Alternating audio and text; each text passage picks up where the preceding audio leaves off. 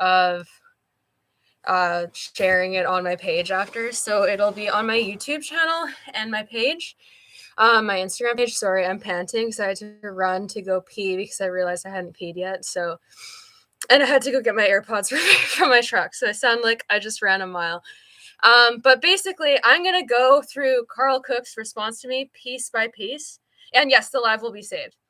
I'm going to go through the response to me piece by piece with everything he said, because he said that I misrepresented him. And there were some key components of my argument that he either conveniently left out, or he did not look at the video that I posted or read the caption that I tagged him in where I said other things. Because some of the perceptions that he drew were not things that I said ever at any point about him or his horses, which I don't think is fair if he's going to be labeling me as being the one who's misrepresenting. Anyways, before we get into it, I just want to say I have been a fan of Karl Cook for a number of years. I've watched him compete at a lot of venues. I've seen him at Thunderbird Show Park because I literally live down the street. And I had a lot of respect for his walking and talking videos and his transparency. Following his response to me, a lot of that respect is completely gone, because I am not kidding when I say I am like completely blindsided and baffled by how he responded, because from the persona he put out in all of his other videos, this level of deflection from looking at what I actually said and considering what I was taking issue with largely with what he said in an interview, and blowing it to the proportion that he did, and indirectly trying to attack my character and blame me while saying that's not what he was doing, seems very out of character from the person that I thought I had grown to know through following his content. I had thought that this response, if he made one, would go completely differently, because I truly believed what he put out in his videos, and I didn't see that today. I'm hoping it was an out of character response, and then that maybe I blindsided him, or that maybe he read other people's perception of what I said and didn't actually see my posts and then took that and ran with it. But if he actually looked at the stuff that I said and that's what he came out with, I'm personally shocked, and he's no longer someone that I want to follow or support following that video unless he addresses some of the things that he made. And people might feel that way about me. I'm sure people feel that way about what I've said about him and my content, and you are absolutely entitled to that.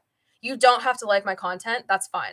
But anyways, let's jump right into the video. So one of the first things that he said was that I was judging him based on a picture or two, a short video of Kalinka going into the victory ring, and so that I made wild accusations about him, my team, and his horsemanship.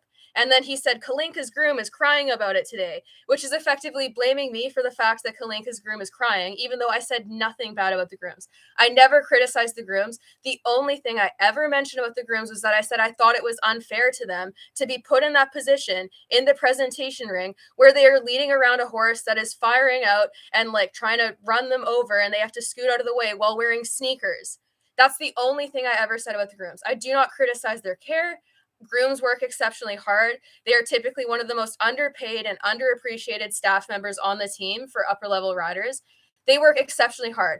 They are literally just doing their jobs, and they're put in impossible situations when they have to work with horses who are reacting dangerously because of their care, management, or whatever the factors are. And they have no control over the factors that may be causing those reactions, but they just have to work within them. They are put in an impossible situation, and they oftentimes do not get compensated or appreciated enough. I've heard that he's nice to his grooms. So if he does compensate them enough, that's great. I'm not saying he's someone who doesn't. But I never attacked the grooms. Do I still think it's unfair to put grooms in that position? Yes. He does not need to bring that horse into the award ceremonies if that's truly her only trigger. She doesn't need to be there. Why endanger your whole team and your amazing grooms who you love and say are so great with your horses by bringing them out into a situation where they are way more likely to get run over or kicked or body checked by a horse than what they would in other situations? It's not fair to the horse, it's not fair to the grooms, and it's not productive. If anything, if that is truly the only situation that she is dangerous in, it makes even less sense to me that he's defending continuing to bring her into that situation, because all that puts at risk is giving her a further bad association with the competition ring and adding to the level of stress after the horse has done a good job and done well at their job and performed the way that he wants them to. The next thing he said is that he said I could, as this person did, which is me, I'm this person, hello, hi. I could attack them personally as they did me. I could say they're a lonely, attention seeking person who is using my social media to get them more views, but I'm not. You literally just did saying that. Like, are you 7 years old, Karl? I'm sorry, but that's a dig. But that statement there and trying to deflect from any accountability when you literally say what you're saying you could say does not make you the bigger person. You're still saying it. You're just doing it in a really weird wraparound way to try to frame it as I'm a better person because I'm not directly saying this. I'm going to just deflect from the fact that I already said it and pretend that I'm not actually saying it. But since I said it publicly in my video, you can tell that I'm thinking of this and this is what I think. And it's what I want you, my following, to think. But I just don't want to take accountability for it. That's what that was doing. That is a personal attack directed at me. You are saying that I'm a lonely, attention seeking person, which is trying to label my mental health because you don't like what I said. That's really all you have to go off of is the fact that you do not like my perception of you and your horse, which you are entitled to completely. You don't have to like or agree with what I said. But to claim that I am doing it for attention seeking purposes when I made a 90-second video response to you and one post that took me about 10 minutes to write, and you dedicated a 13-minute response to me and are replying in the comments still trying to like victimize yourself and your grooms when I never attacked either one of you. In fact, I gave you more compliments in that video that by far than I did like criticism. I criticized the attitude in the interview and what I thought it perpetuated. But to say that you're not going to criticize me or attack me personally while doing that is incredibly juvenile. And if you're going to hold me accountable for my perceived wrongs, then take a look at yourself, because I respected your horsemanship and I liked what you put out about your horse care. And I thought that you were the type of rider that would consider a take on that behavior, because the interview itself is what I was mostly taking issue with, not Kalinka's behavior to the extent that it is being framed in that response. I think that the behavior is a problem, but I think that the bigger problem is the fact that in the interview, he's talking about how terrified he is to ride her and how unpredictable he is, and then shrugs it off with is like, oh, well, like, it's fine because she's great.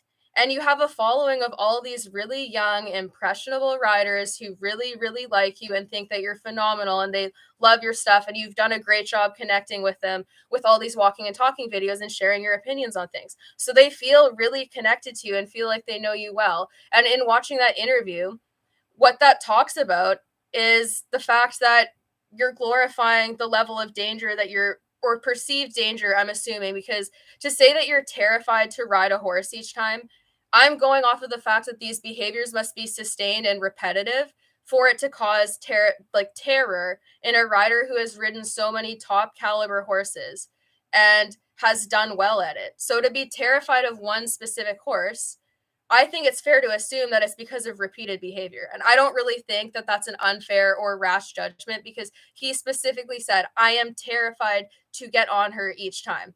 And then referenced the fact that he'd fallen off of her a few times recently too. So when you're talking about that and saying that you're terrified to get on a horse and then sharing that to your fan base, I don't think that it's a good idea, because as someone who used to be that young fan riding around on a horse who was being dangerous because he was stressed, and I got a lot of attention on it for social media too. I screwed up my back and I've had like broken fingers and injuries and stuff that have happened because of me riding through clear stress that would have been more safely addressable in other ways. And a large part of the reason I did that was because of the pervasive mindset in the industry where it's like, oh, you got to ride through it. Don't be scared. Don't be a pussy. You got to ride through it. Just get on and keep going, like kick on. Don't be scared. Like you got to make him work. And that attitude is largely what led me to continuing doing what I was doing and thinking that I was doing the right thing. And all it did was continue to stress out my horses. It prolonged how long it took me to actually deal with the underlying factors causing my horse's degree of stress.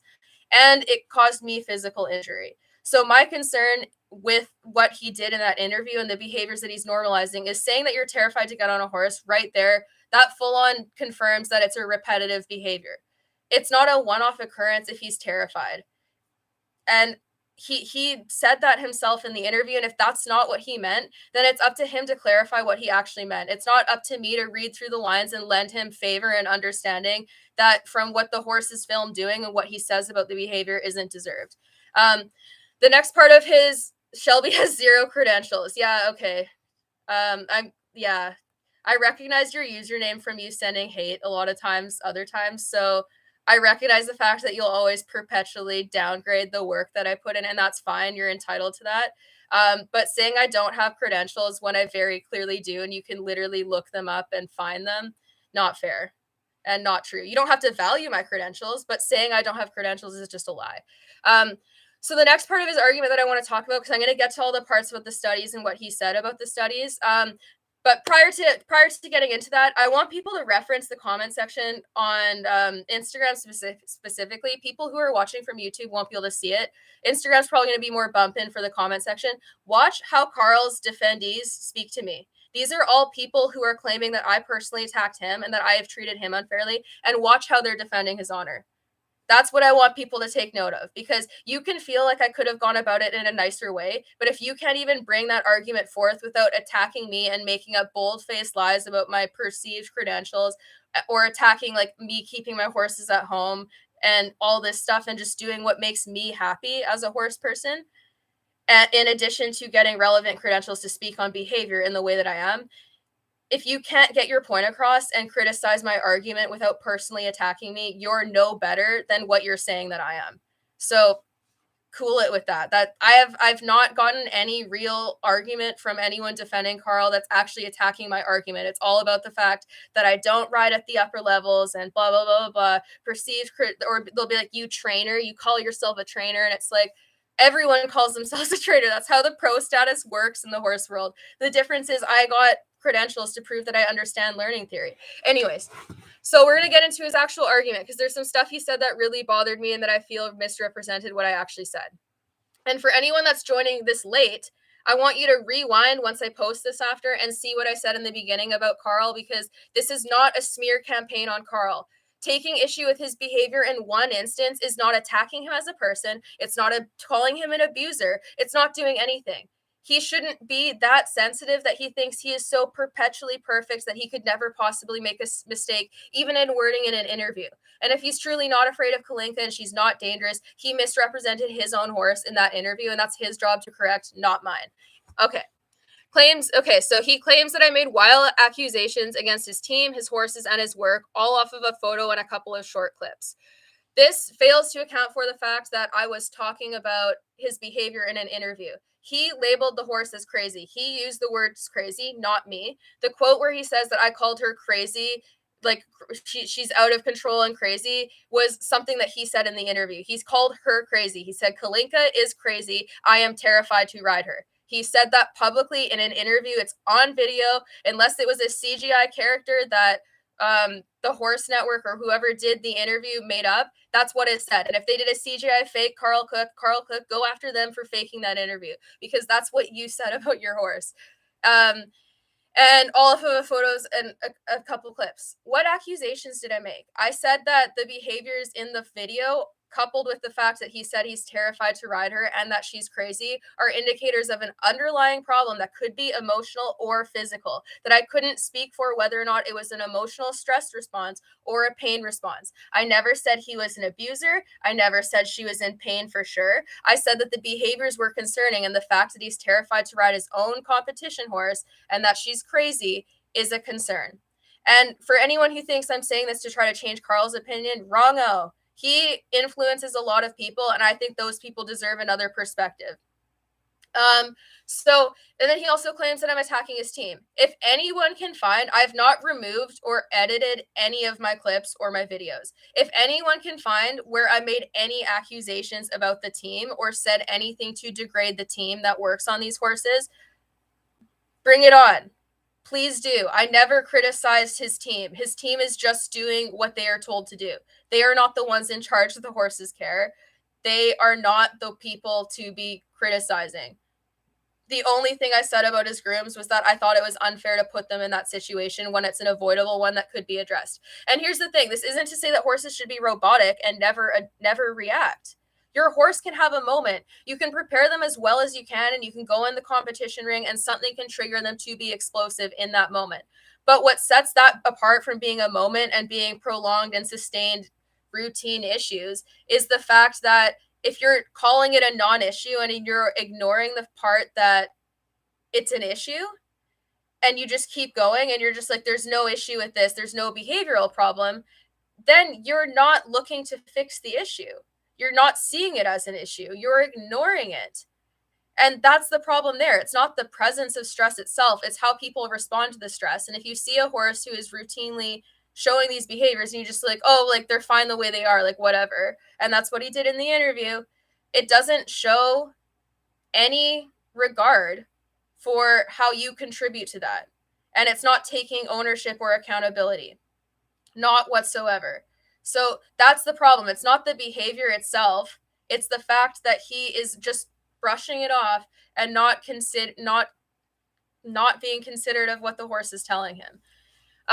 Okay, then he said that I can't judge someone off of a short clip or photo, but then yeah, he said that I'm a lonely person who is doing this for attention, all while using manipulative language. And there is also another point in the argument where he makes a clear comment that's labeling me as a couch observer, which is effectively saying that I have no experience to speak on what I'm speaking on, despite the fact that I do.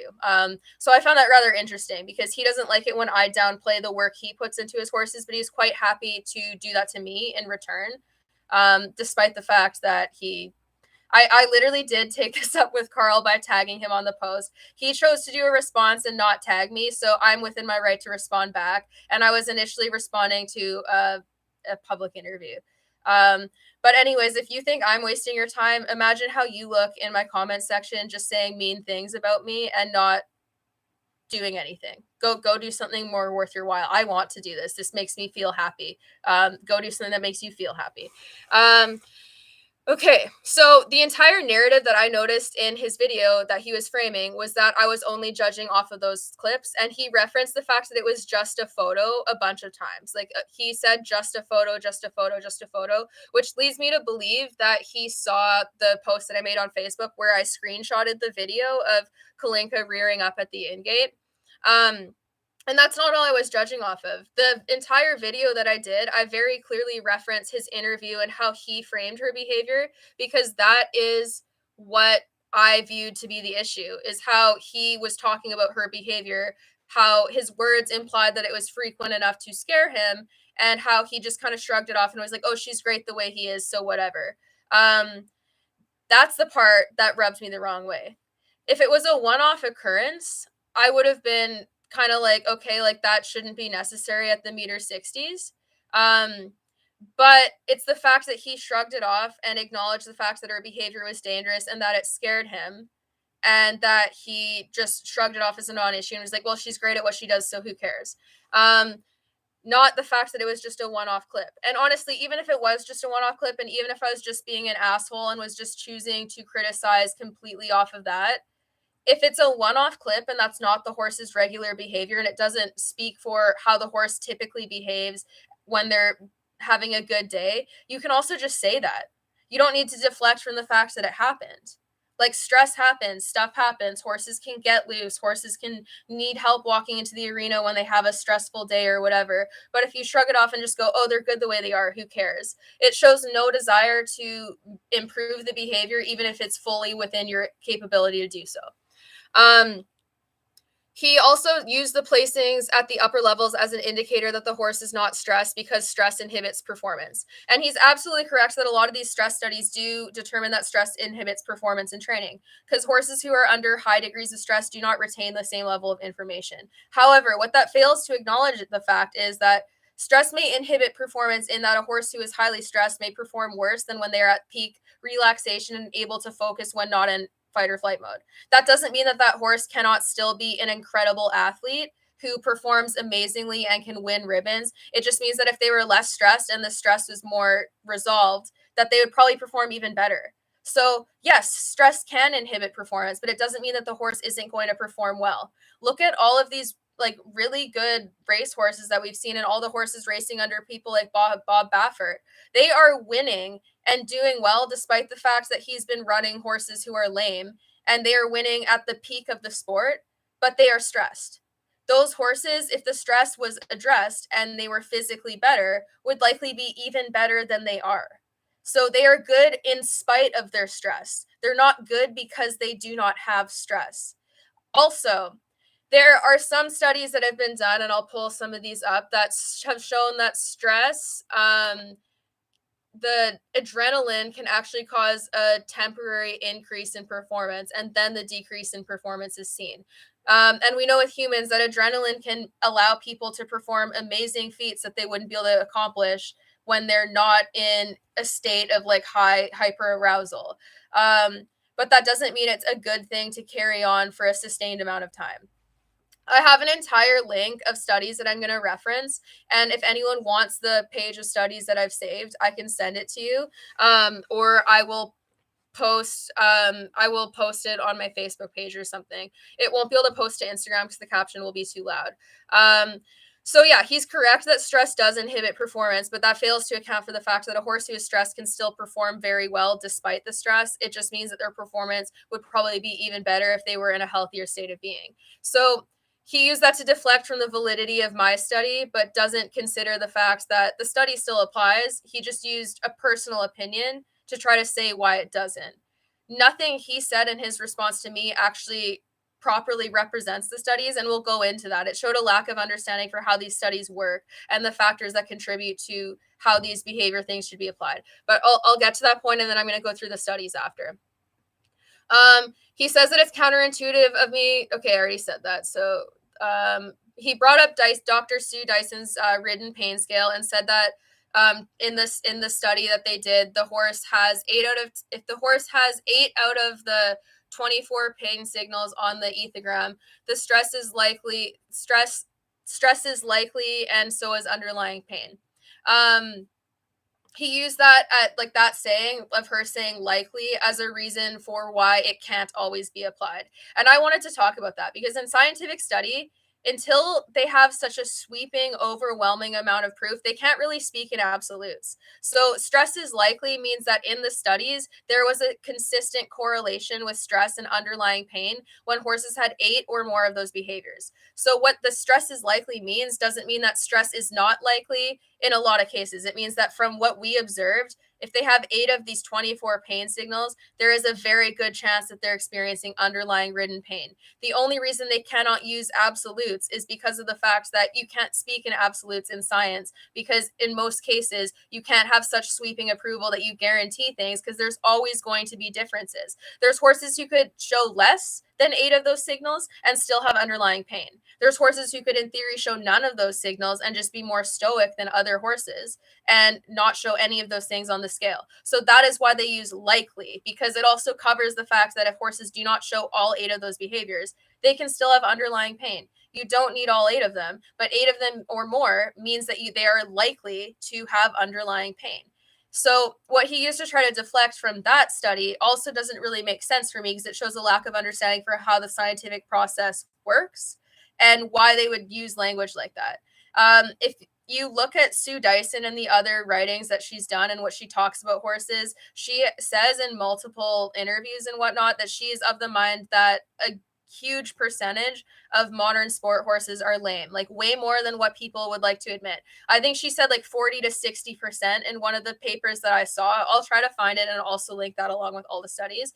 But she has spoken out and said that it's a huge percentage of horses that have these issues. So the ridden pain scale is serving the purpose of covering bases so as to make people more receptive to it, but also covering the bases of ensuring that horses who do not show all 8 of those behaviors can still be factored in for having underlying pain, be it emotional or pain related. So his contradiction to that particular study, I really didn't understand because I don't see where at all it makes any sense to try to claim that because it says plain is likely that it means it doesn't apply in his horse's case. Okay, so he said I'm not applying the pain scale correctly because it discusses sustained behaviors. And this again to me shows a lack of ability to understand how the ridden pain ethogram works. The way he was talking about sustained behaviors, they reference like seconds. So for example, one of the things on like the pain scale for under saddle is like if their ears are turned out like this and they're wider at the base than they are at the tips for longer than like 5 seconds or something, that it's more likely to cause pain. And the reason for that is because horses are always turning their ears around, or they'll switch their tail at flies. A lot of their behaviors are meant to look like regular normal behaviors because of, as being flight animals, they have to be subtle in their communication. So a lot of their behaviors are meant to look like normal behaviors. So that's why you have to count the approximate seconds. But sustained behaviors also refers to repetition of behaviors. So if you have a horse who constantly tail swishes when you apply a certain stimulus every single time, it's probably safe to say that they are irritated by that stimulus at least, because it has the same stimuli causing it each time. So the same would apply for, like, if you're cinching your horse. They don't have to swish their tail for 10 seconds to come to the conclusion that they might be in pain related to the saddle or ulcers. If you do, every time you bring the saddle towards them or do up their girth, they switch their tail and pin their ears, and it's the same stimuli. That's repetitive, sustained behavior specifically to a certain stimulus. So there are certain behaviors that you do want to count, because if you're just counting anytime their horse turns their ears slightly back, that can just be to listen to something over here, over there, or behind them. That's why there are times related to it. But it doesn't mean that the behavior itself has to constantly occur all in one go for that amount of time. Like tail swishing, for example, if your horse is swishing their tail excessively between fences right after landing every single time they land a fence, even if the swishing itself only lasts for 5 seconds, if they're doing it as a loop-de-loop, like ringing their tail after the same stimulus every time, it is pretty safe to assume that at best that stimulus is a bit uncomfortable to them for some reason. So he's taking the verbiage of that study incorrectly. That's not what they mean. It doesn't mean that there's like a hard line for like exactly this many seconds is how it works for trying to gather these behaviors. And a veterinarian who's doing like a behavioral analysis of a horse is going to mark down all these behaviors that they see. Like if you have ever done a behavior class where they ask you to take an ethogram of a horse, they ask you to write down literally everything. Literally everything. Like so much stuff. So you have to write down every little behavior you see, even if you see like a ears pinned back for a couple seconds. And behaviors like that can mean nothing, but within the context, they can mean a lot of something. So, for example, if your horse is repeatedly having the same reaction to the same type of situation, it's probably fair to say that that situation induces stress. And this is how we know that horses are afraid of things. Like for clippers, for example, if your horse always panics as soon as the clippers go on, it's probably because they're afraid of clippers. Or if your horse has a heightened reaction to entering the arena, even if it's just for the reward ceremony, it's probably a learned behavior due to discomfort to that situation. It doesn't necessarily need to be pain related. So when then he brings up a physical pain study and says it doesn't apply because it's were due to physical pain from stallions getting castrated. This was an interesting claim too, because I included a lot of pain studies in my list. And he says that it can't count because it was due to physical pain from getting castrated, in which he's also taking the study way too literally.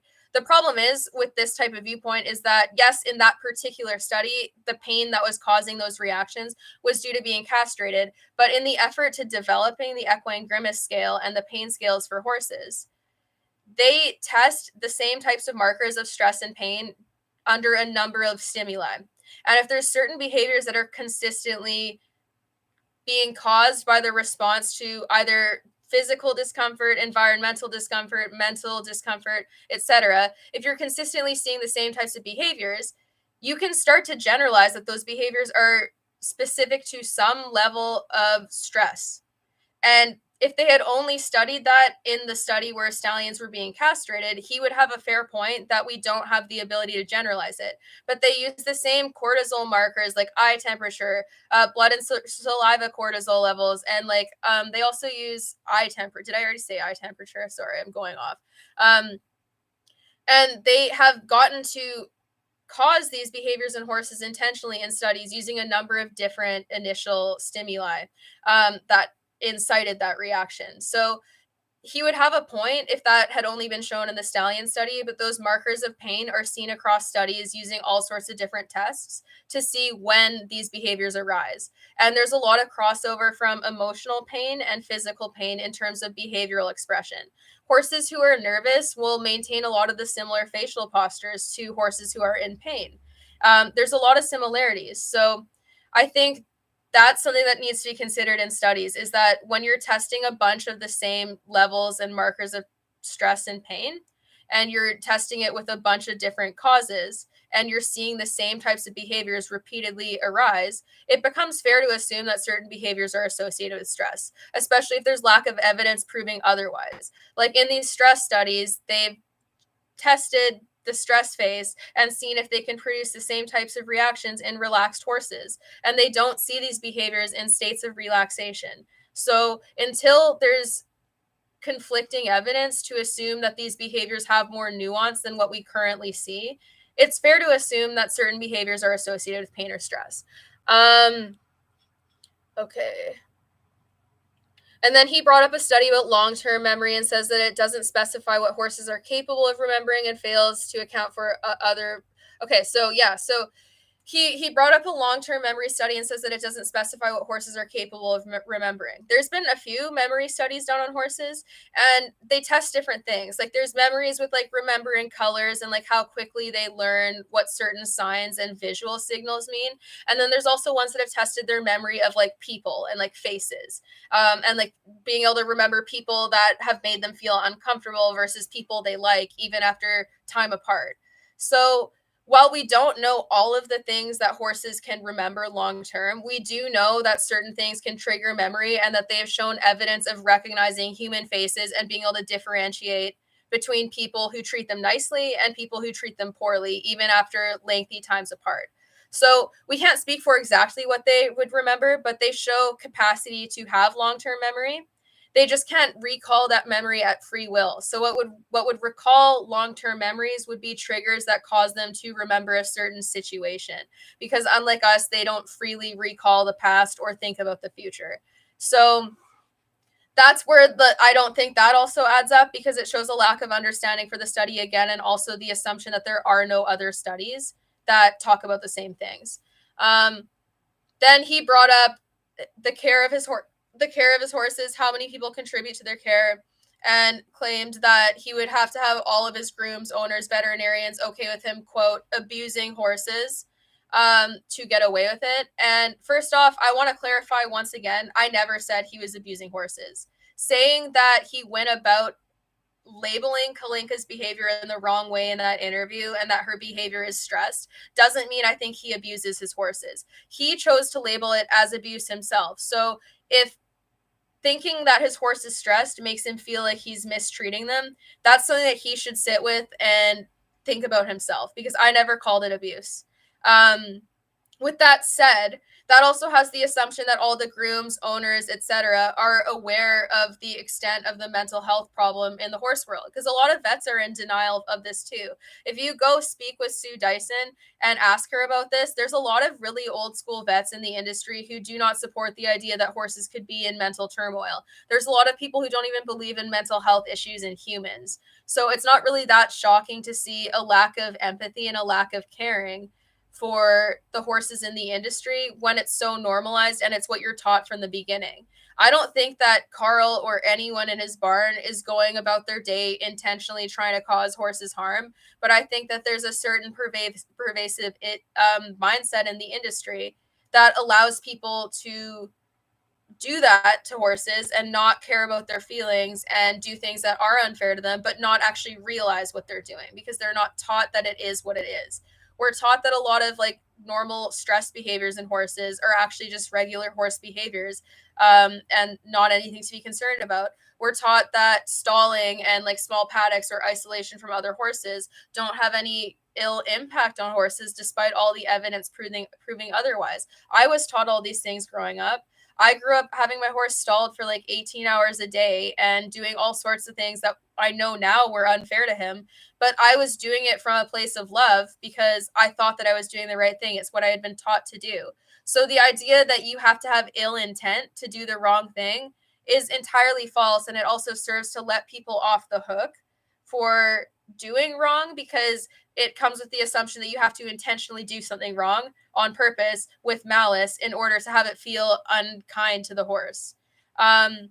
So yeah, there's a lot of stuff in vet med that's really outdated. And there's also like the industry, especially with like trainers, owners, and grooms and stable hands. There's so much misinformation that's so rampantly given that a lot of these people do not know better. But if you commit to no longer learning and just staying with the status quo and trying to maintain appearances and just keep doing things the way that they are, then nothing does change. So I think that there's been a massive misunderstanding in his assumption of thinking that I'm criticizing them as if they're acting from a place of intentional malice, when that's never what I said. In fact, I said the opposite in the video and said that I liked a lot of the content that he put out, and he seemed like someone who truly does care about his horses. His response is what makes me kind of start to doubt that. Because I don't see what is so aversive about the idea of looking at those videos of Kalinka's reactions and going, no matter the context or what she's going into, like, she's stressed in these videos, and maybe I shouldn't be afraid of my horse, or at the very least, if he is afraid of her, don't normalize that attitude to an impressionable following who could end up inadvertently endangering themselves because of it. Okay. Then he claims that I'm alleging that the grooms are knowingly sending a horse into their ring that they love, knowing she's being abused. This was a bold-faced, weird, like, just a lie. I never used the term abuse. He chose to label it as abuse himself. I never, ever said that he was abusing her. And I also never said that the grooms were aware that the behavior was even a problem. I'm sure that they've been taught that this is normal. I'm sure it feels normal because stress behaviors are so common and apparent in competition horses and race horses that a lot of people think that they're normal and they think that they're unavoidable, but they don't realize how many factors of training and management actually contribute to that stress and cause it. They're unaware of it. So I don't think that anyone did that on purpose with the intent of, like, not caring about the horse. And I'm also really uncomfortable with the fact that the man is trying to blame his groom crying on me, for pointing out the fact that these are stress behaviors and taking issue with how he conducted his interview, because I never said anything about the grooms. And for them to feel that way, that's something that he could clarify and not blame on me. Like, I never criticized the grooms or their jobs. They're doing their jobs.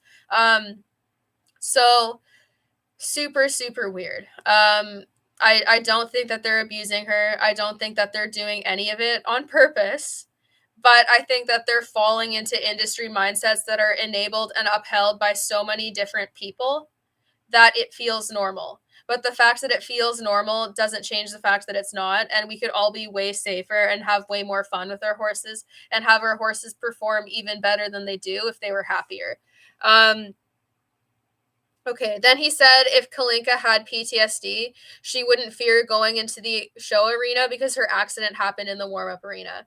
I think that this mindset kind of conflicts with what he said about long-term memory, because he's making assumptions about how she remembers things and her ability to generalize things despite lack of evidence on that, and is claiming that the horse would somehow be able to change her reaction from an anxious response between the warm-up arena and the show arena, despite the fact that they look very similar and even in some cases have, like, the same footing and same type of triggers.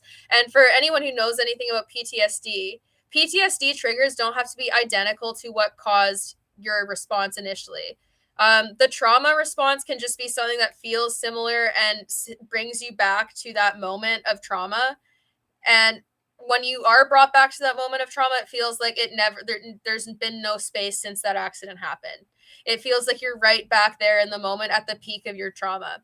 And the trigger for that doesn't necessarily always have to make sense. Some people don't even know exactly what their triggers are until they really, really start to look into them. And sometimes you can't always predict what they are. So the assumption from someone who literally just told me that I couldn't use a long-term memory study to say that the horse likely remembered a traumatic experience, despite that being evident in studies that horses do remember traumatic experiences, and especially as flight animals, things that they don't like and things that scare them, they're more likely to remember because for their own survival and safety, they have to.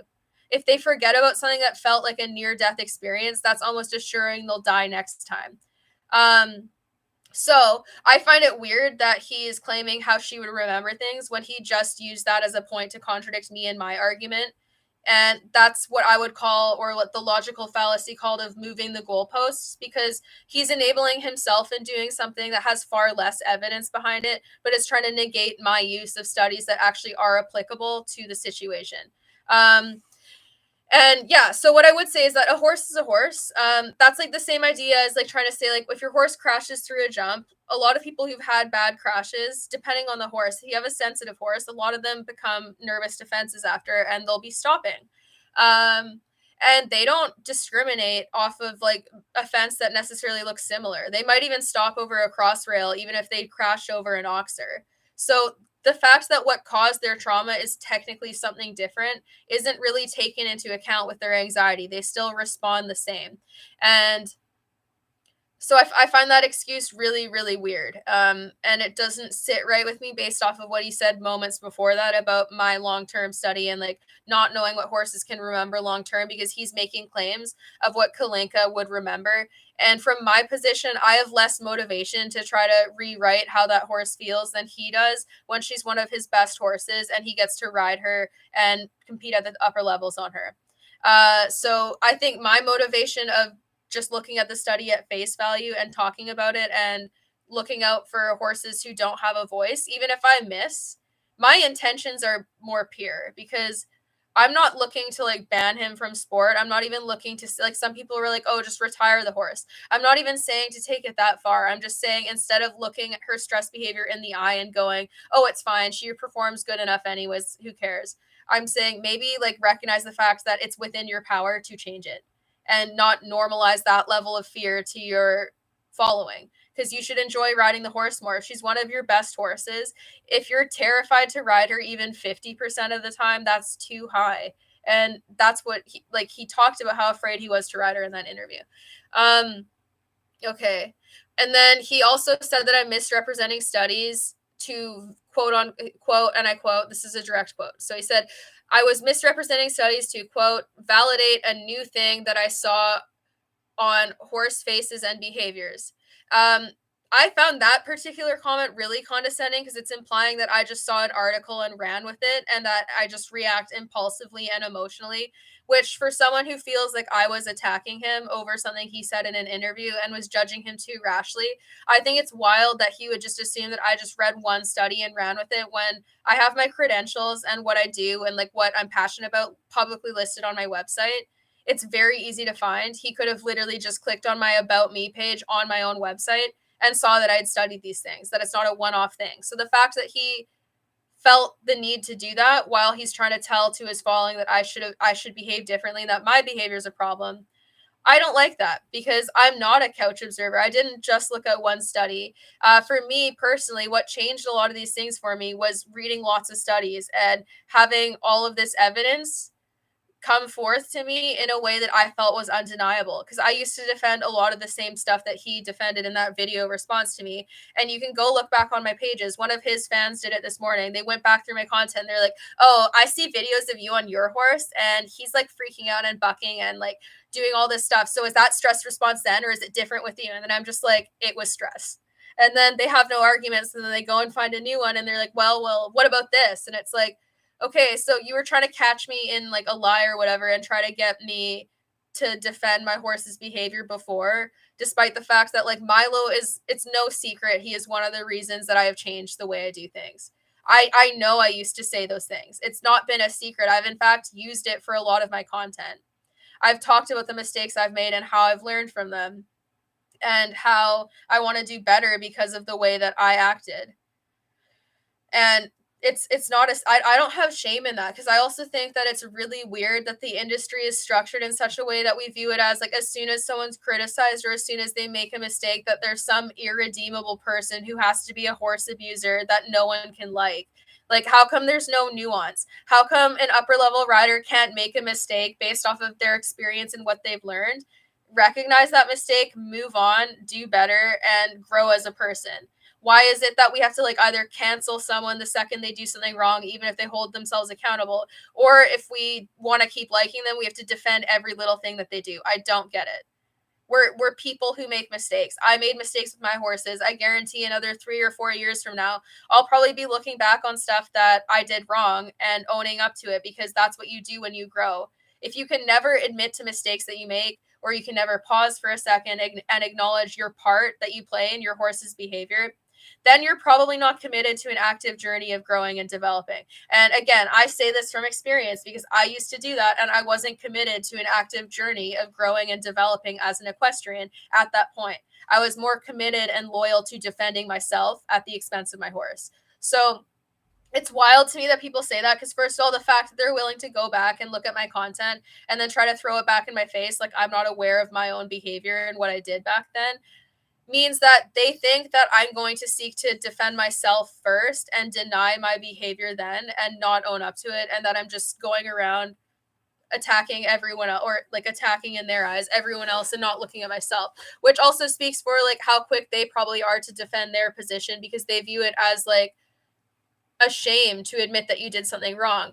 But honestly, people who could admit that they do something wrong, I think, have the upper hand. Like, they're typically going to grow at a quicker rate than people who are really too nervous to admit that. And when I was at my most insecure, I defended almost everything that I did.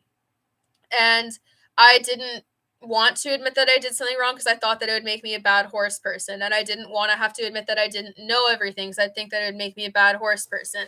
And I'd been taught to do that from all the trainers that I had growing up and what I had modeled to me. But now that I've started doing it, I'm so much happier because I don't have to worry about other people throwing it back in my face. If I throw it in my own face, it takes away all their power. And honestly, that's what I was expecting Karl to do here. Like, I thought that he would consider what I said and go, oh yeah, like that's not a normal behavior for her, she doesn't usually do that, or like, yeah, I'm not actually terrified of her, I exaggerated or whatever. Not like completely just like dig his heels in and try to lay into me and what I said in the way that he did to try to victimize himself as if I was doing some mean-spirited thing. But the fact of the matter is, like, we both have like, he in a different way, obviously he's appealing to a different audience than me, but we both have platforms, and I recognize how my platform has influenced other people in the past and how I was influenced by other people's platforms. So I find it alarming that when he's met with the idea that he's said something in an interview that could potentially cause riders less capable than him to harm themselves and endanger themselves and think that it's normal and cool if their horse is talented, I thought that he'd stop and kind of reflect on that and consider what I was saying. And like I said at the beginning of this live, I'm pretty taken aback by how he's laid into this, because I didn't think that he'd just lay into defending everything, including what he said about Kalinka's behavior and how he was afraid of her. And like, he did a lot of the things that he accused me of too, which I don't love. And you know, like, I'm not perfect, like I recognize that. Even like, I try to write my thoughts really clearly in writing, and I try to get the point across in the best way possible, but that doesn't always happen. But with that said, like, if you completely focus on how the other person made you feel and what they say to you, and you don't actually counter their argument in any way, I don't really know if you have an argument. You'll notice here, I talked about how he made me feel and things that he said about me that I didn't like, but I also countered every point that he made, and I wrote them all down so that I could do that and not misrepresent it. And if he feels that I did misrepresent anything, I'm happy to talk to him and correct that. But I don't really think he gave me that opportunity. And since I tagged him in my post originally, he could have messaged me at any point. He could have even asked me to remove the post if he wanted to. Honestly, I probably wouldn't have, unless he wanted to have a conversation and then like reevaluate it after or something. But he didn't do any of those things. And like, since I did tag him, I'm sure he was aware of my post pretty early on. And the fact that he had like 2 or 3 days or whatever it was to respond, and chose to respond how he did, I don't like. I think it shows a lack of accountability, and he made a lot of bold, sweeping claims about me. And he mostly tried to do it in kind of like veiled little jabs with like the couch observer things, and saying that I was making broad assumptions off of a single picture, which again is misrepresenting what I was actually going off of, because the base of my argument was what he said about the horse himself, because it confirmed the frequency of the behavior to me. I don't think a rider of his caliber would be terrified of that behavior if it didn't happen often and if it wasn't extreme. And if, again, he didn't mean it that way, he should correct what he said and say that he was over exaggerating, or say that the interview was cropped badly or whatever. But he didn't do any of those things. The last thing that I'm going to counter of his argument is that at the very end of his video, he claimed that no horse jumping a meter 64 course can be forced. He said it, I quote, "It is impossible." for someone who is at my throat for the lack of or the misrepresentation in the studies that I represented, the fact that he's willing to make that bold and sweeping of a claim, despite the lack of evidence, and in fact, the evidence that goes against that very concept, the idea that horses will perform despite being uncomfortable, that's crazy. Because to say it's impossible is saying that absolutely no horse ever on this planet has ever been forced to do something at that level against their will. And that is a wild statement to make, especially when you're trying to hold someone accountable for using studies to frame their argument. He made that without any basis and any merit, and it's an argument that can harm a lot of horses because it's telling people, hey, like, if your horse is doing their job, don't worry, man, you're doing fine. Like, it's okay. You don't have to self-reflect at all if your horse is doing the job. If, like, obedience equates to wanting to work, and that is a very, very, very dangerous thing to do. So I'm gonna pull up some of these studies and then try to read the abstracts on them, and then again, for anyone who wants to look at these with me or not with me, I can send them to you after, and then we can kind of go from there. Okay, let's see. I'm trying to look for. Okay. Yeah, so there's lots. And then I also recommend for people to go watch Dr. Sue Dyson's equine pain ethogram, the ridden pain ethogram. You can check it out on her website. And okay. And on YouTube. It's on like the Equitopia page. Okay, let's see. So we had.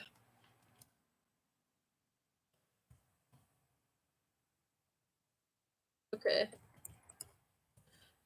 Okay. So yeah, we'll go into these studies of. I'm trying to find this one that I saved. That's annoying. I can't go clicking on my. Okay, so if I can't find this one study that I want, what I might have to do is just post it to my story afterwards. But it's a study that actually checked the hypothesis that horses will not do something if they don't want to, and that like compliance equates to consent, basically. And it didn't find that's the case. A lot of horses are willing to work through stress and discomfort. Okay, so we'll go through these studies. So the first one that I'm gonna read is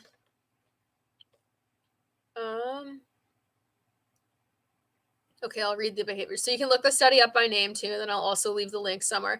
Can the presence of musculoskeletal pain be determined from the facial expressions of ridden horses? So I'll talk about the behaviors that they did first.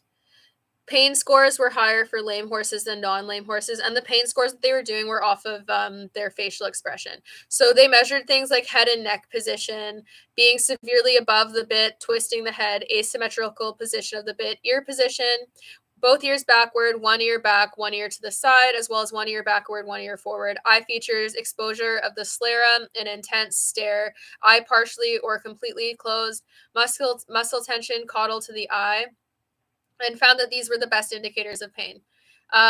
Their findings in the study said that application of physical expression for ridden horses, ethogram, and pain score differs from lame to non-lame horses.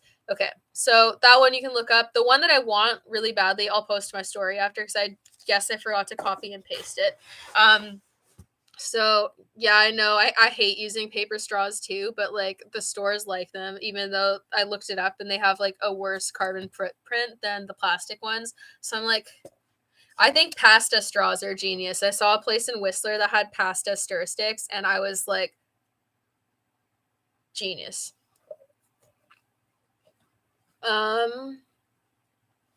Okay. This next one said conflicts behavior in show jumping horses. It was a field study. Okay, so these results that like studied show jumping horses and common conflicts behaviors in coaching, and the results show degrade like a decline in success and their ability to be consistent in competition along with stress, which would support what Karl said in that saying, like, oh, like horses who aren't stressed don't do well.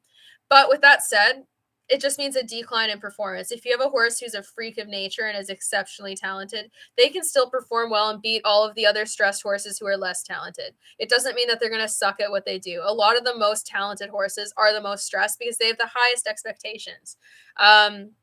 So I'm going to read a couple of these others. So what I would recommend is if you guys go to like Science Direct or Google Scholar and look up conflict behavior in horses, a bunch of the elite show jumping and dressage studies on conflict behavior will come up, and you can read those. There's also one from the Veterinary Journal that is just called Objective Pain Assessment in Horses. Equine conflict behaviors in dressage and their relationship to performance. And then there's some on equitation science and minimizing horse-related risks to humans.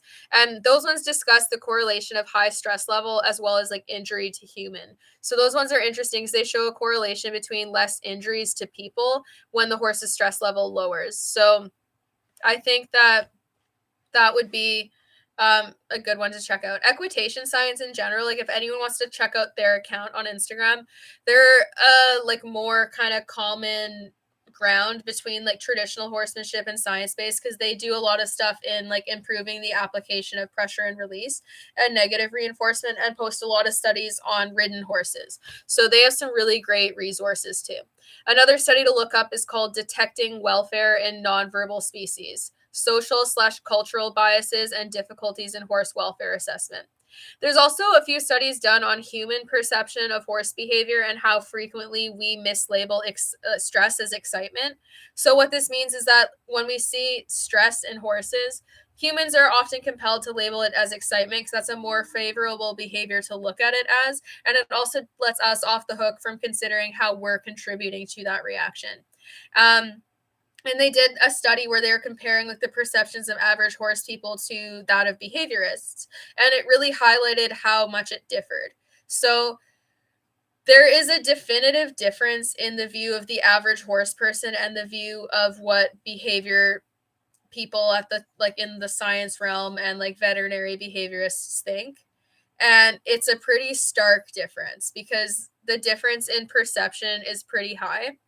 And it's something that's definitely cause for concern. So, like, I would say when in doubt, err on the side of caution and just pause for a moment, take a breather, and consider why your horse might be reacting a certain way. Because it's very easy to look at it and just go, oh, it's because of like this, that, or the other thing, and just keep doing what you're doing and push them through it. But rarely does that ever actually stop the behavior from exhibiting unless it truly is just a one-off occurrence. And it could also run the risk of you missing signs that your horse is like unsound or has some issue or crisis going on prior to it blowing up into a big issue. So when in doubt, just ask. Behavior always will have a reason behind it. They don't display behavior without purpose. So whether you like what you see or not, it'll display behavior. Do you know why some horses might pin their ears during liberty work? Usually that's to do with the level of like what they're being asked, like the level of frustration and like work not being super well aligned with how like reinforcing it is to the horse. So essentially they're having a little bit of a frustration response, which could be at varying degrees of frustration leading up to like whatever like their reward or their release, because not all liberty horses are taught with positive reinforcement. So some of them are looking for a release of the pressure. So it's like a frustration, and usually it's to like them feeling like the task is more physically intensive or requires more thought than what they are being reinforced for. So like anticipating something frustrating essentially. And like I would say like depending on how pinned their ears are to kind of play it by place to place, because if they're staying back the whole time and they have like a frowny face, it doesn't necessarily mean the horse is in pain, because I said earlier in this live that a lot of stress behaviors are very similar to pain behaviors, if not identical. So it can be hard to figure out whether the pain is physical or emotional, or if they're like frustrated. But that's why you have to start looking at it contextually. And we have to realize that there's very few situations where horses choose to freely expend energy being like angry, frustrated, or excitable and fighting against their handlers, because as flight animals, it's the most advantageous to them to conserve that energy and to do what they need to do to kind of have extra energy for when they actually need to use it. Like they don't like to waste time doing things without purpose. Yeah. So here we go. I haven't been keeping up with any of the YouTube comments at all, but yeah, so I think that that's pretty much all I had to say. So I've done all of the responses to his points, and yeah, the last thing I'll do is the just a moment in time argument a lot of people have. And if it's just a moment in time, then people shouldn't be so bothered by having it pointed out. If it's just a moment in time, you shouldn't have a reactionary response to something that you're aware of is just a snapshot, because if it's not something you like to see, then you can just go, yeah, that's a one off. Doesn't happen very often. It's just a moment in time. But generally speaking, when you see the moment in time across all disciplines and industries in the horse world repeatedly across all types of horses, it's not just a moment in time. And it could be just a moment in time if we stopped ignoring every instance where these problem behaviors are brought up and started to consider them for what they are. But yeah, I was streaming on Instagram and YouTube, so that's why I've been missing some of the YouTube comments. But yeah, I'm going to end this pretty soon. I'm just going to try to go through some of these quickly. Huh. Okay. I think that's all. Wow, there's a lot on here. Okay. Most of these are just comments. But yeah, anyways, that's what I have to say. And honestly, like, I think that the general hostility and reaction to pointing out welfare issues in horses is a problem in itself in the industry, because a lot of the time these issues are pointed out. It's not with the purpose of trying to cancel people or have them banned or ban the industry, but people react like that's the intention. And all it serves is to try to encourage people to silence how they feel about things and evade a bad response over a topic that needs to be talked about. So I think that if you respond with hostility to rightful criticisms about a sport that is not perfect, like if we're going to be honest, the sport's not perfect. Horses for years were used as work animals where they had to go out and do the jobs without any consideration for how they felt because we needed them. So now that that's shifted and we're starting to care more about their well-being and mental health and see the repercussions of normalized care, things are going to start to shift, and it needs to be talked about. And if what you're doing is defensible, it shouldn't get a huge reactionary response. Like, people love coming after my horses, and like I had a few people today be like, oh, like the mud in your fields. And it's like, yes, fields do indeed get muddy where you live in a rainforest and in high traffic areas, yes. But my horses like laying in the mud. That's why they're photographed in there, because that's where they prefer to sleep. I'm not going to go pack them up and put them in a stall just because people think they'd like it better there. They have the choice. They can go sleep in their shelter. They can go sleep in the straw beds that I wasted $15 a bale to put down on the ground that they will not sleep in. Or they can go sleep on nice grass that they haven't torn up yet, because there's 8 acres of that. They choose to be in the mud. And like, generally speaking, unless your horse is a thrushy mess or covered with mud fever or has some other ailment that leads you to be concerned about mud itself is not a welfare risk. But having a horse who is exhibiting stress signs and having them ignored or is so explosive that they're terrifying their riders, that is a concern for welfare. And if it's just a one-off occurrence, then this never should have had the type of reaction that it did. But for anyone who wants the studies, please DM me and I'll try to get through them. I've gotten a lot of DMs, so honestly, that might be like, I'm just trying to figure out the best place to post all these. I might just add them to my resources page, which is on my website. So I'll try to add all of these there today while I have time. And then that way you can all go check those out. There's still some like older ones that I put on there when I first made the resources page, but they're outdated and there's been a lot more since then that I need to add. I'll also try to link the Sue Dyson pain ethogram study and the video that they did on my story right after this. And then, yeah, the rest of the stuff is put on my resources page. So if you go to my website, which is linked in the bio of my account, and you click on it and go to my resources page, I have a bunch of studies linked there. And in doing this, like, I don't expect everyone to completely model my views on things. You can have your own take on it, but I really do think that all horse people would be doing themselves a service if they would consider reading modern studies and consider the fact that there's a lot of stuff that we might have been doing with well intentions for a while that we have now found out is not so well intentioned in terms of how the horse interprets it, and that there might be some things that are in need of change, because something being traditional and just being what we've always done doesn't mean that it doesn't have any room for improvement.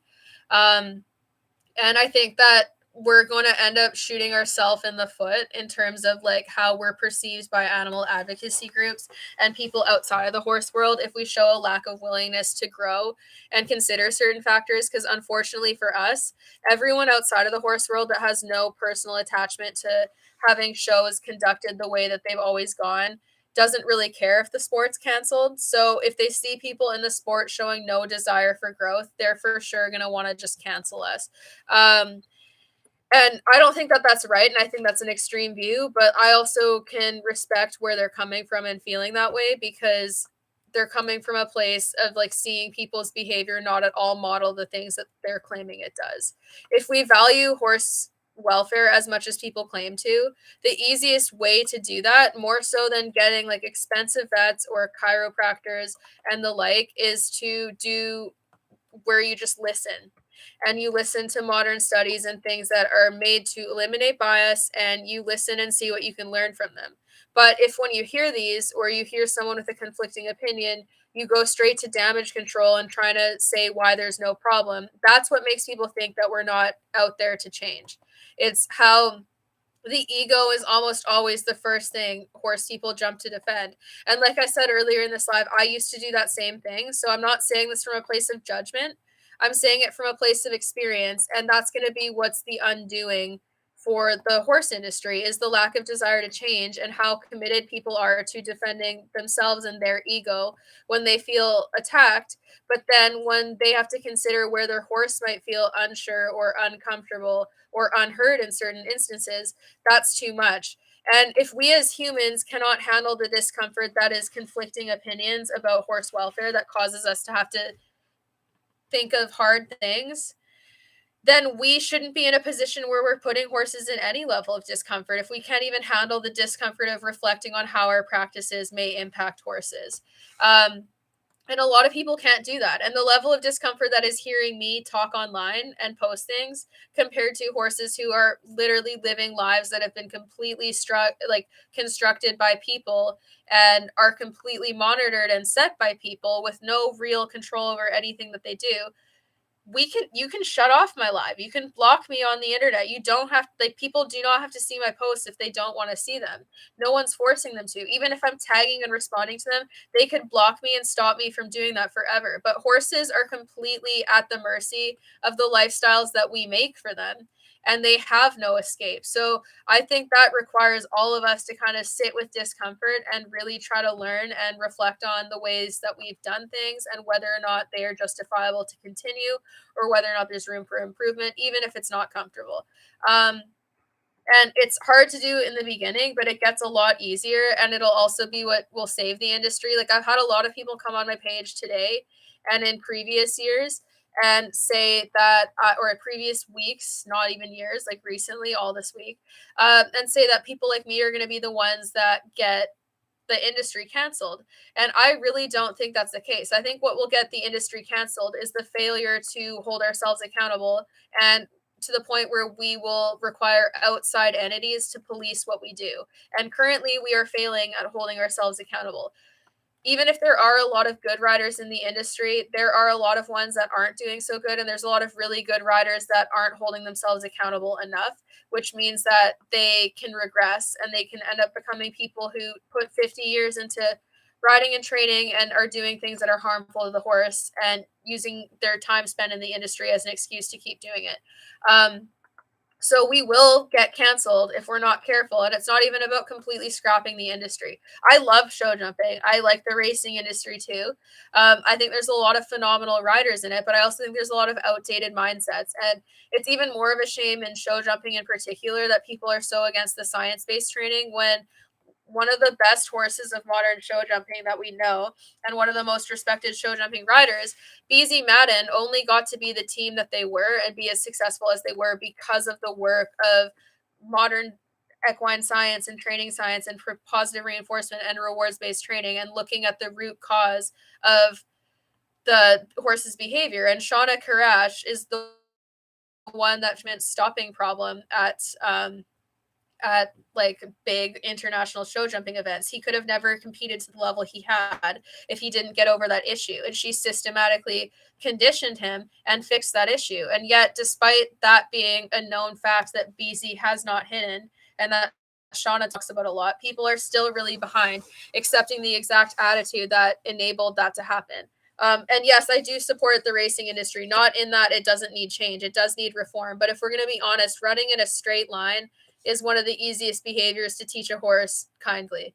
It's just not being done that way at a mass scale, but neither is anything in the sport industry. So I think it would be unfair of me to zero in on that as being unfixable when I can recognize the fact that there's this bad that's going on in certain industries like show jumping, that there's room for improvement and there's people that actually do love the horses and have desire to improve. So I'm hesitant to just go, oh, let's scrap the entire industry, because I think banning an entire industry, especially large ones, I don't think that that really serves the horses very much. They're like, what are we going to do with all these displaced horses after the fact? The people who are the most equipped to take care of them and handle their behavioral issues are going to be out of a job if those industries are canceled.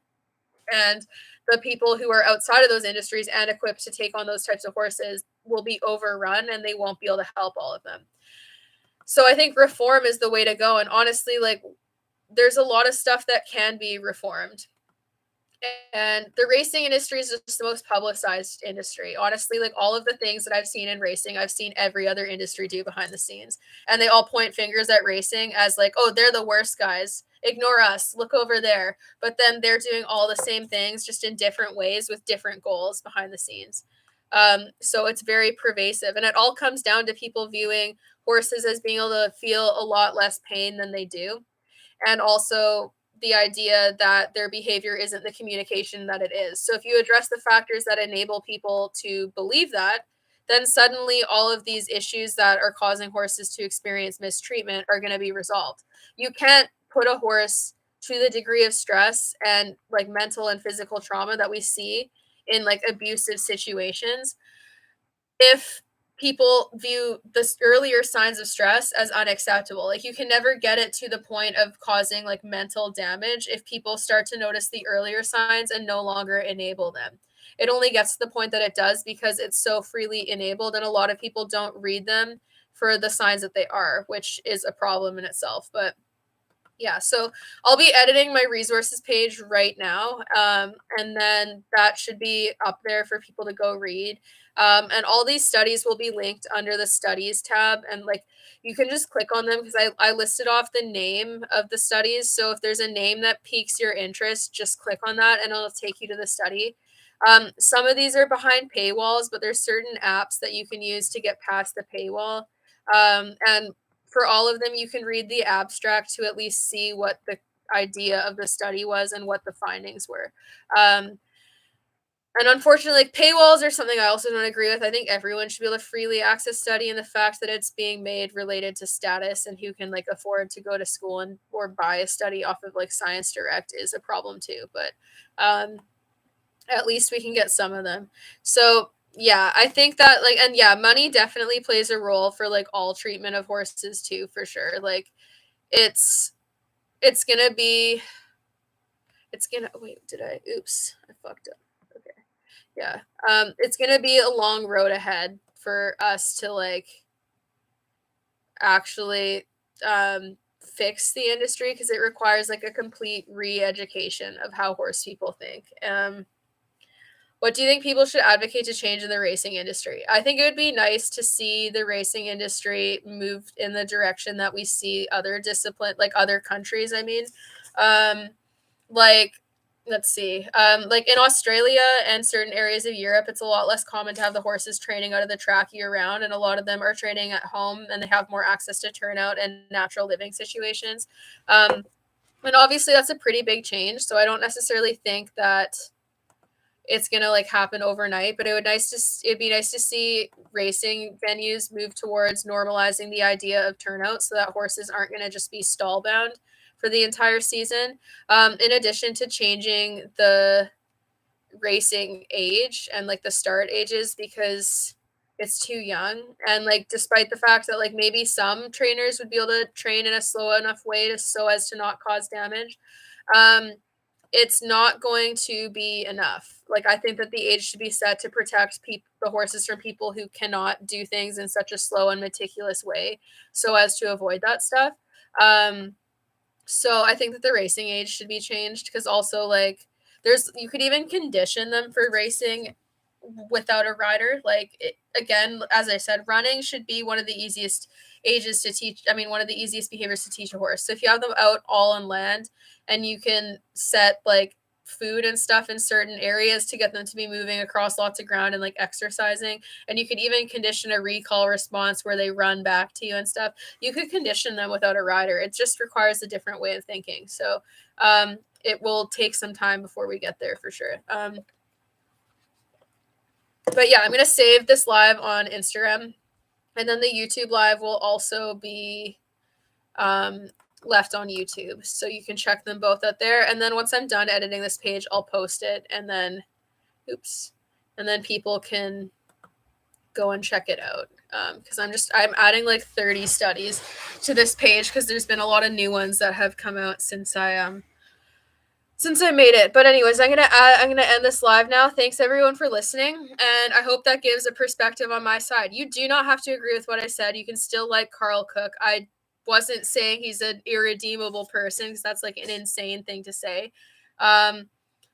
So yeah, everyone makes mistakes, and I think we need to be really careful how we view a lot of these upper level people as people who we should look to for like all things horsey and assume that they can never be criticized because that's dangerous. And it's also kind of sad that it's more acceptable to like criticize and attack the everyday like backyard rider. Like I saw a lot of people defending Karl by attacking the riding of other people who agreed with me on my comment section, some of which are just like everyday amateur riders who are just having fun, and they're saying like mean things about the types of horses they rode and like what equipment they wore and stuff. And it's not cool.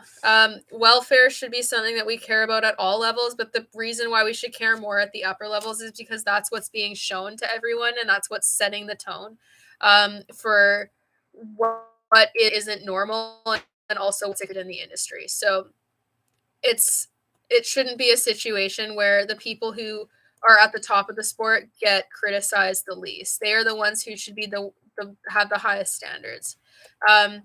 And those are standards I'm trying to hold myself to as well. I had a lot of people comment on like my lack of showing with my horses and stuff, which I mean, fair point if you value showing, but like I've shared Milo's lameness journey. And I find it really kind of uncomfy that a lot of people would respect me more if I had shown him, despite the fact that he wasn't comfortable to do so, instead of giving him the time off.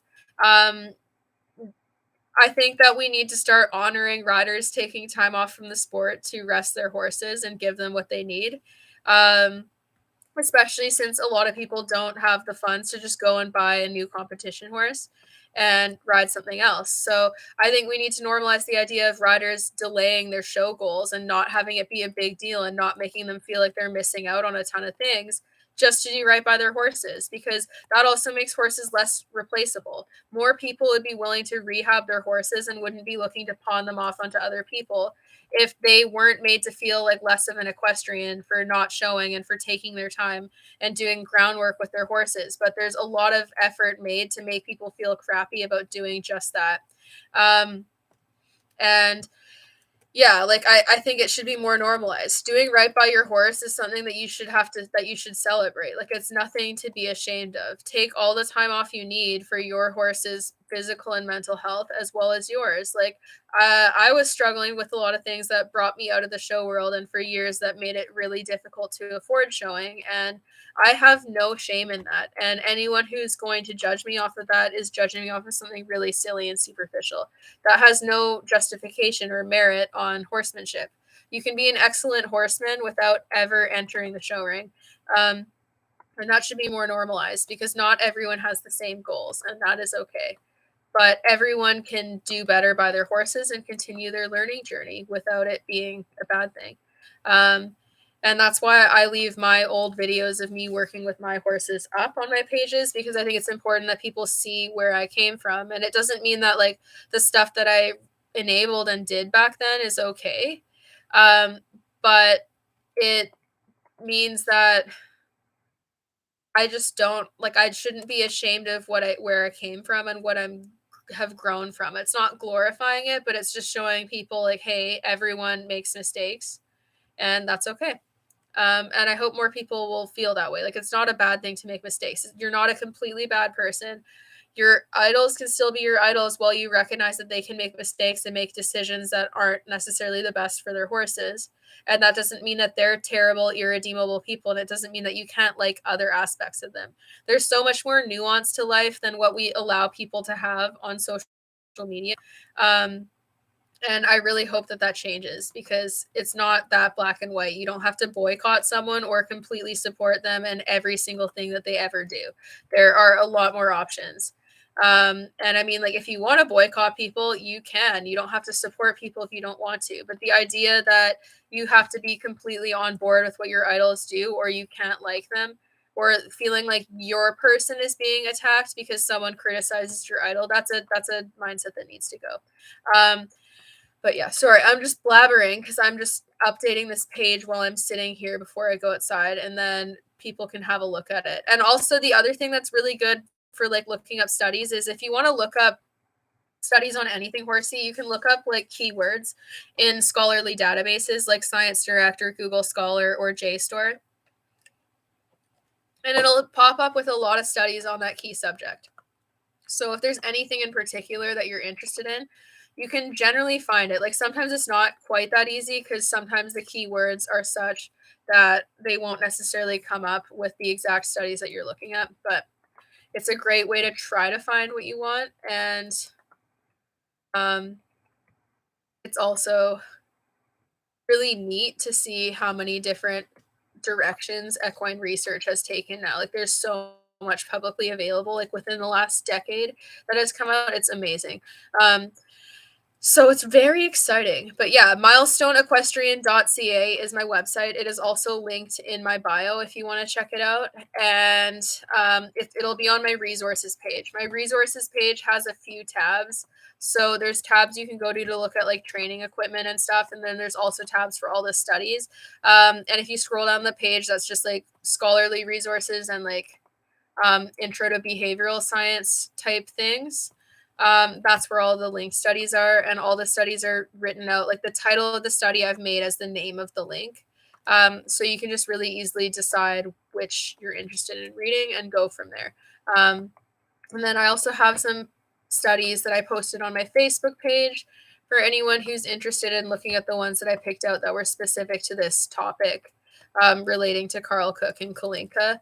That's a few posts down on my Facebook page, and my Facebook page is called Milestone Equestrian. And then, yeah, anyone who finds, like, if you ever find a study that conflicts with something I've said and you want to be like, you are wrong, you idiot, send it to me. Please. I'm interested. I'm on a journey of growing and learning. And that also means being proven wrong if that is what fate intends to be. I'm open to being proven wrong. And if anyone ever finds something that conflicts with what I've said or calls to question stuff that I believe, part of learning and continuing my journey as an equestrian is being wrong. And if there's different sides to things that I need to know, I would appreciate being sent them, because it's not very helpful when people are just like, you're wrong about this. There's other factors. And then they don't send me any articles to find it, or they're very vague about where for me to go to find the actual article. But yeah, being proven wrong is okay. Be open to being proven wrong. We'll probably get proven wrong a lot the more we study, because there's so much that people don't know. Like, we literally used to think the silliest things, even like a couple hundred years ago, not even specific to horses. Like, women used to not even be able to have bank accounts until like the 50s or something. So, like, we've been wrong a lot, and we've had a lot of growth over the last few centuries. Um, So it'll continue to happen, and being wrong isn't a bad thing. But anyways, thank you for coming to my TED talk, and I hope that clarifies things. If you missed the first part of this, once I end this live, it should get put on my Instagram, and then you can just click it and kind of fast forward through all the BS and like the end part specifically, because I'm just talking nonsense right now while I'm editing stuff. And then you can get to the juicy stuff. So thank you for listening, and I hope that everyone has a splendid day. And just keep in mind that if you are if you are ever at all feeling criticized by something I say, try to understand the fact that I'm largely criticizing my old self and stuff I used to uphold and believe in, and that it's really not personal. And I really I don't view anyone as unable to change. Like, I think everyone has the capacity to become a better horse person and become a better rider and become more considerate of their horse, even people who already are really well. Um, so everyone has the capacity to grow. I don't hold any ill will to anyone or belief that they won't change. I just believe like what their behavior tells me. And if I see people downplaying stress while wanting to have people view them as someone who's considering the stress, it kind of contradicts. People who are really all involved in their horse's care will be able to handle and defend potential conflicting views, especially ones based on like the equine pain scale and stuff. Because I mean, like if you're with the modern studies, it's you can um, counter them and talk about like what you're doing with your horse's care to avoid or address certain stress behaviors. And I will be doing that when I start working with Milo more, because he is going to probably have a lot of negative associations with the show ring and coming back to work because his feet were so damn sore for so long. So it will be a process. But I think that's what sets everyone apart is the honesty regarding what the behaviors represent and the desire to fix them, or just being like, oh, whatever, let's just keep dealing with this. Okay, finally finished editing all of the studies on there, so you can go check them out. I'm going to also embed the pain ethogram somewhere on this page, like the written pain ethogram, to make it really easy for people to find. But yeah, if you head to my website now, I've added all those studies now. So thank you everyone for listening. Have a great day. See you later. Okay.